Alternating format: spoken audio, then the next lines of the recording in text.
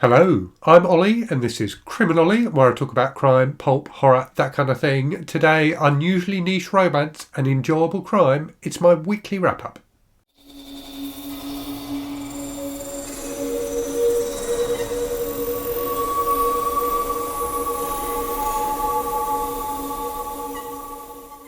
So I've had a really good reading week this week. I've read some books I really enjoyed and quite a nice variety of different kinds of books. So as usual, I will talk about those in this video and also talk about what's been on the channel and what's coming up on the channel. Albeit I'm not entirely sure what's coming up. I'm kind of overflowing with ideas for videos I want to make at the moment. So there's a few different options I'm playing around with for the week ahead, but I'll give you a sense of what you might see. And also worth reflecting on my Read What You Own challenge, my 100 book challenge, where I'm reading 100 books I already own before buying any new ones. I am at book 93 now, so I'm very close to the end. And I think one of the videos in the week ahead will be kind of reflecting on that. So yes, that feels really good to have got there. And my intention has always been to try and finish this by the end of January. That goal definitely feels achievable, despite the fact that I'm reading some longer books this week or this month even. So yeah, let's talk about what I have been reading then. So I think when I filmed this video last week, I hadn't quite finished this, The Melting by Lize. So I've now finished it last weekend.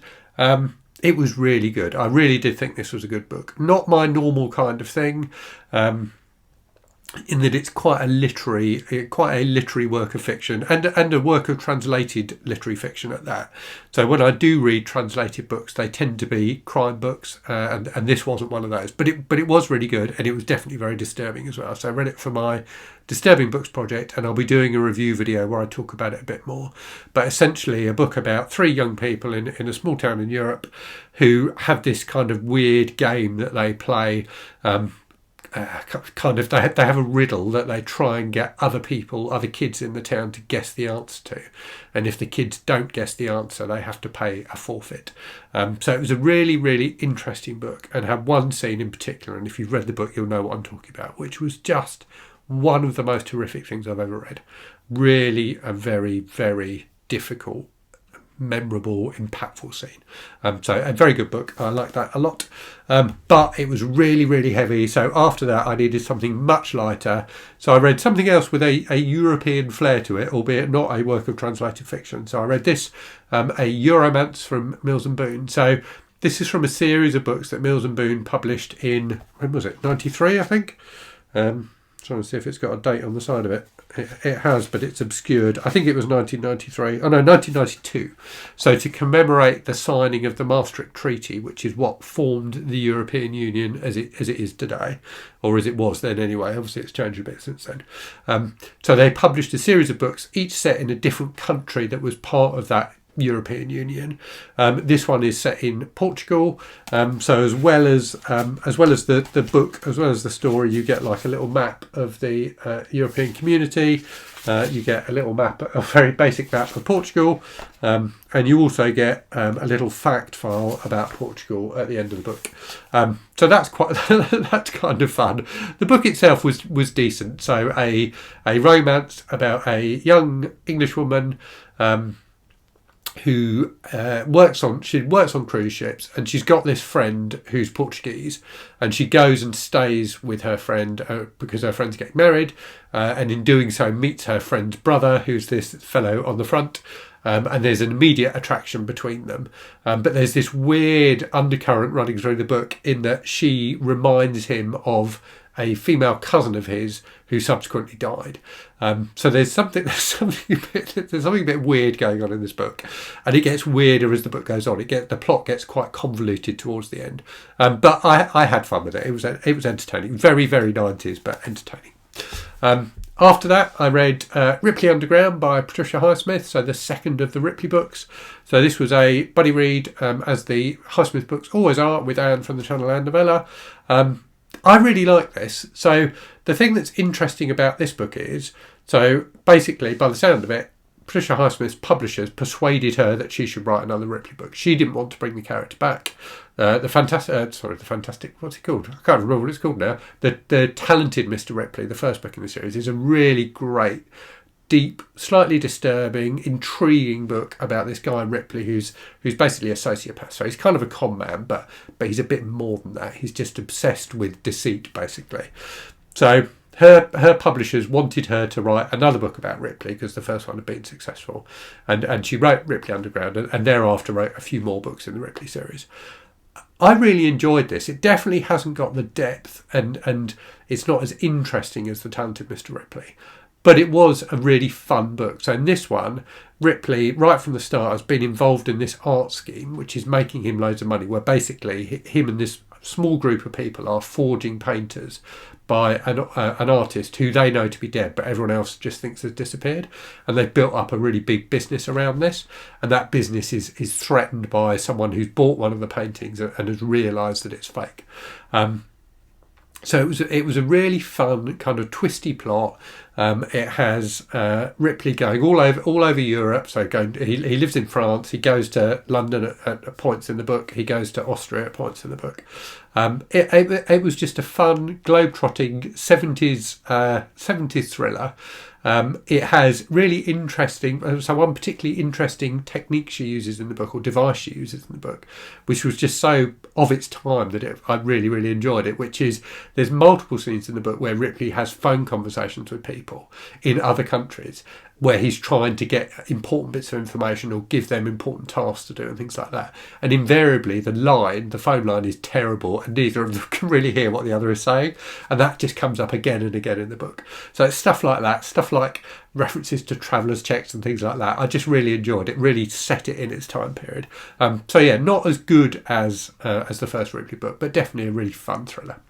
After that, another excellent thriller, My Darkest Prayer by S.A. Cosby. So this is, I'm slightly confused as to whether this is S.A. Cosby's first novel or not. He says in the introduction that it's his first novel, but there's another book that looks like it was independently published on Amazon by S.A. Cosby, which I think was published before this. But it feels like it's in a slightly different kind of genre. So S.A. Cosby, known as a crime writer, and I think this maybe is his first crime novel. So I'd read the subsequent 3 books by him, Blacktop Wasteland, Razorblade Tears, and All the Sinners Bleed, which I reviewed on the channel fairly recently. I think he's a really, really great writer. This one definitely has the feel of an earlier work in that it's simpler than his later books, both in terms of the plot and also the kind of themes and things like that. But it was a really fun mystery anyway. So it's about this guy who is like a really beefy guy who's got a rage problem. So when people piss him off, he just kind of explodes. But he works in a funeral home and he gets hired by a couple of women who work at a local church to investigate the murder, what they believe to be the murder of the preacher of the church. And it's just about him digging into what's been going on. So it was a fun mystery. One of those mysteries that kind of turns up all sorts of dark goings on in a small town, which are always fun. And the central character was just really, really entertaining to read as well. So I had a load of fun with that too. After that, I finished, and I've been reading this for a while, The Forgetting Moon by Brian Lee Durfee. So I was listening to this as an audiobook, albeit I did read parts of it on my Kindle as well. This was really fun. And the reason, so I had kind of intended it to just listen to the audiobook throughout the month, but I got so into it, I just had to plough through it and finish it. So I think it took me a couple of weeks to read the first half and then a couple of days to read the second half. So a really enjoyable fantasy story, first in a trilogy. It definitely owes something of a debt to the Game of Thrones books. It has that vibe to it of having lots of different interesting characters, a kind of medieval-ish kind of a setting, but with magic kind of around the edges, magical creatures around the edges. And just loads of action, loads of intrigue, loads of twists and turns to the plot. It was just really, really fun. Really good, fantastic ending that sets it up very well for the second book. So I'm really looking forward to getting to reading that. I do have it on my Kindle already, so I'll be getting to that soon, I think. And then finally, I read Doors by Evan Hunter. So Evan Hunter, as I've said on the channel before, is my favourite author, but I've still not read all of his books by any means because he wrote tons. So he mostly published under the name Ed McBain, and my favourite series of books, the 87th Precinct series, was published as Ed McBain. This book has recently been republished by the Mysterious Press under the name Ed McBain. It was originally published in the 70s under the pseudonym Ezra Hannon. So Hunter wrote under a number of different pseudonyms. Ezra Hannon seems to have only been used for this one book, which is quite interesting because most of his pseudonyms are used on multiple books. It was really, really good. So it's a book about a burglar, but it's not really a crime novel. So it involves like details of burglaries he does, and in particular the build up to, you know, a big burglary. But more than that, it's really just about him as a character, about his psyche, about what drives him, about, you know, why he does the things he does, about his relationships with women in particular. And I just thought it was a really, really interesting book. And it was one of those books where it just kind of finishes. It doesn't necessarily build to a climax. It just kind of finishes, and it left me kind of pondering everything I'd read in the book up until that point. I thought it was a really, really interesting book. I think Hunter is was a very talented writer, and it's encouraged me to want to read more by him. I've read dozens of his books already, but I want to try and read all of them. So yeah, that was very good indeed. So currently reading for my Patreon book club. This month we're reading The Hellfire Club by Peter Straub, which I'm about, I think, 12 or 13% of the way through, which I'm really enjoying. It took me a little while to get into it, but I'm definitely into it now. So it's about a series of murders and disappearances in a small town, and then centres around this family who are all involved in this big publishing house that the kind of father of the family owns. So there's lots of stuff about books and one writer in particular, which is always interesting to read writers reflecting on writing and the publishing industry. But there's also this mystery running through it as well. So enjoying that very much so far. And then also reading a book, funnily enough, by a friend of Peter Straub's, Stephen King. So Song of Susanna, which is book 6 in the Dark Tower series. So I'm about getting on for half the way through this, mostly listening to it on audio, but I have been reading a little bit in this paper edition as well.